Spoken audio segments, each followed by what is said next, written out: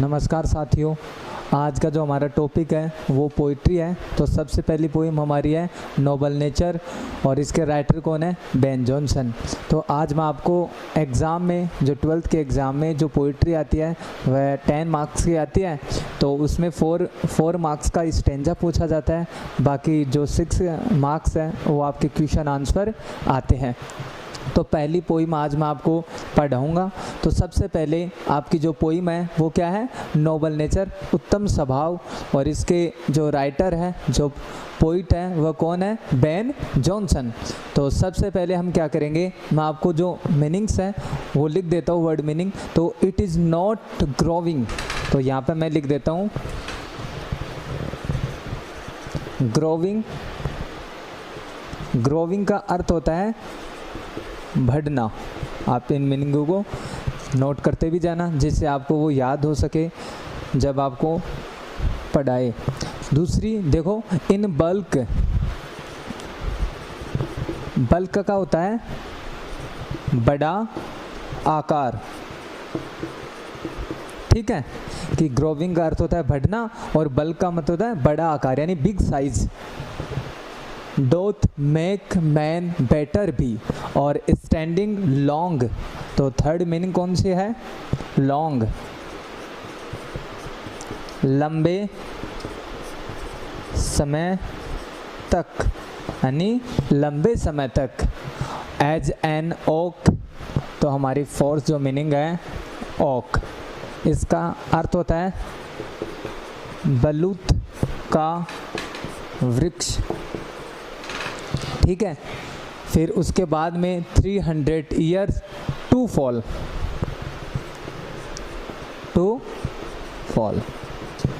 गिर जाना, गिर जाना। ए लॉन्ग, तो यहाँ पे होता है लॉन्ग,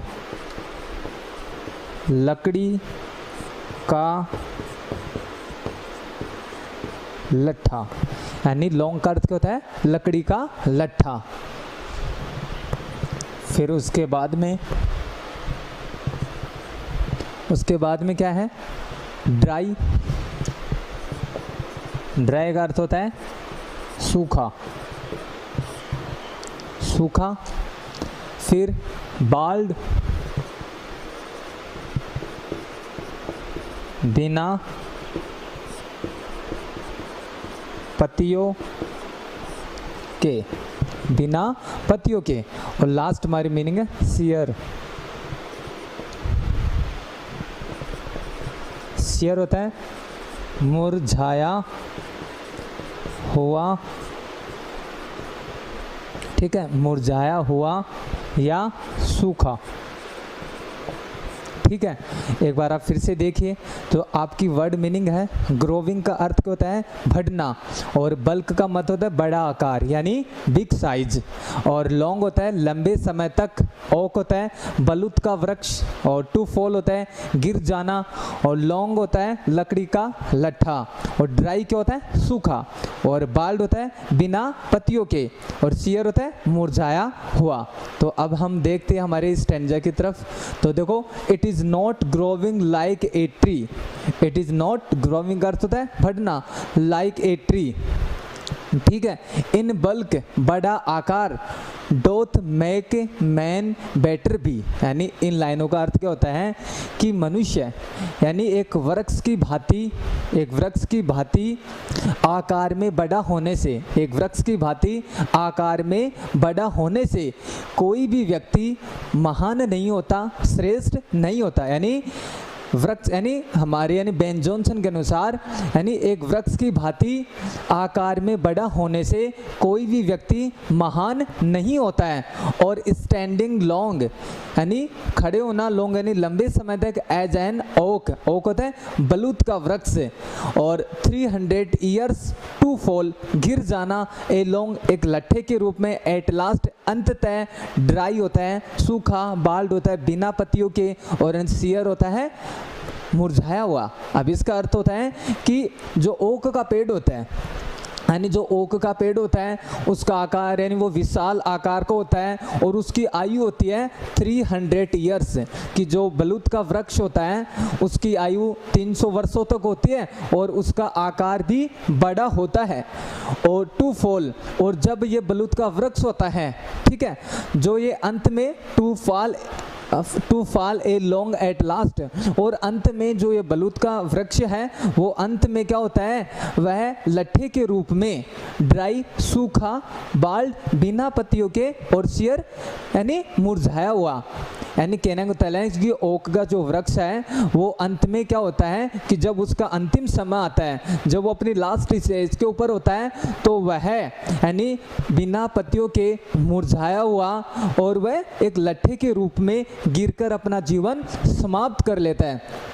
तो कवि बेन जॉनसन का कहने का तात्पर्य है, तो आप इसको समझिए, यानी कि जो एक वृक्ष की भांति, इन लाइनों का अर्थ होता है, it is not growing like a tree in bulk doth man make man better be और standing long as an oak 300 years to fall a long at last dry bald and sear, कि एक वृक्ष की भांति आकार में बड़ा होने से कोई भी व्यक्ति श्रेष्ठ नहीं होता, महान नहीं होता। अर्थात मनुष्य को, व्यक्ति को, ठीक है, कि मनुष्य को, व्यक्ति को कभी भी अपना जीवन ओक के वृक्ष की तरह नहीं बिताना चाहिए, जो आकार में बड़ा होने से 300 वर्षों तक जीवित रहने के बाद भी किसी भी व्यक्ति को वो खुशी नहीं दे पाता है।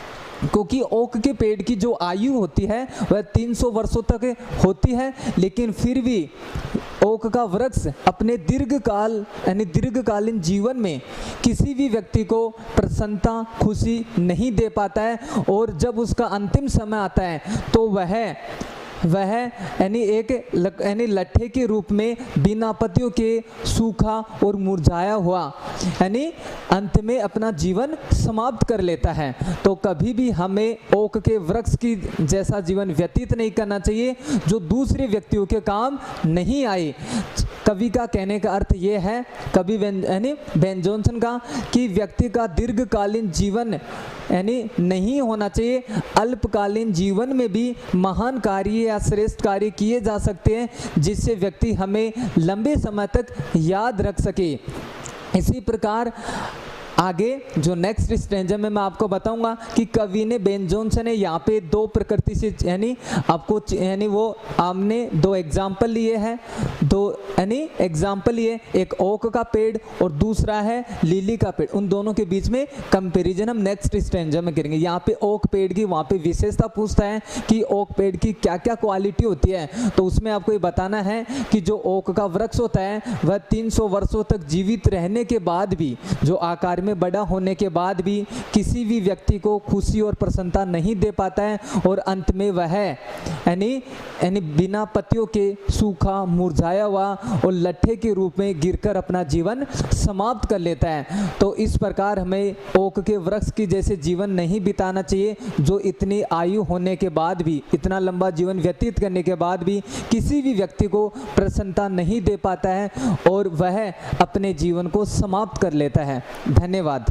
हमारा सेकंड स्टेंजा है, a lily of a day is fairers. तो यहाँ पे मैं लिख देता हूँ, फेयरर्स को होता है अपेक्षाकृत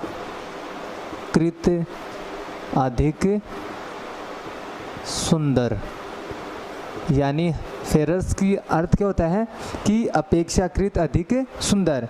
फार इन में although it fall and die, die का अर्थ होता है मरना, डाई का अर्थ क्या होता है मरना।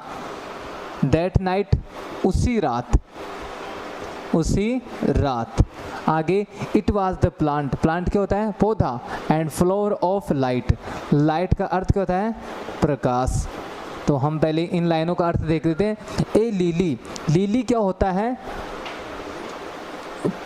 कुमुदनी, कुमुदनी का फूल। मेरी बात समझ में आ रही है कि लिली, लिली को क्या बोलते हैं कुमुदनी का फूल।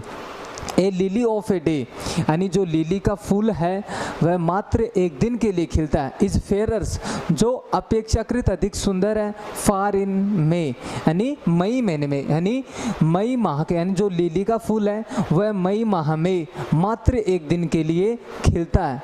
अर्थात यानी मई माह के अंदर यानी मात्र एक दिन के लिए खिलने वाला लिली का फूल जो बतुल का वृक्ष होता है उसके दीर्घकालीन जीवन से कई अधिक सुंदर होता है कि जो मई माह में जो लिली का फूल है वह मात्र एक दिन के लिए खिलता है, यानी इसकी आयु आती है वह एक दिन की आती है और ये मई माह के अंदर खिलता है। ये बतुल के वृक्ष के दीर्घकालीन जीवन से कई अधिक सुंदर है। ऑल्दो, यद्यपि, इट फॉल, यह गिर जाता है, एंड डाई, मर जाता है, दैट नाइट, उसी रात, यद्यपि लिली का फूल उसी रात गिर जाता है और अपने जीवन को समाप्त कर लेता है, यानी ये अपने अल्पकालीन जीवन के अंदर यानी मात्र एक दिन के लिए ये जीवित रहता है, यद्यपि ये उसी रात मर जाता है और ये अपने जीवन को समाप्त कर लेता है।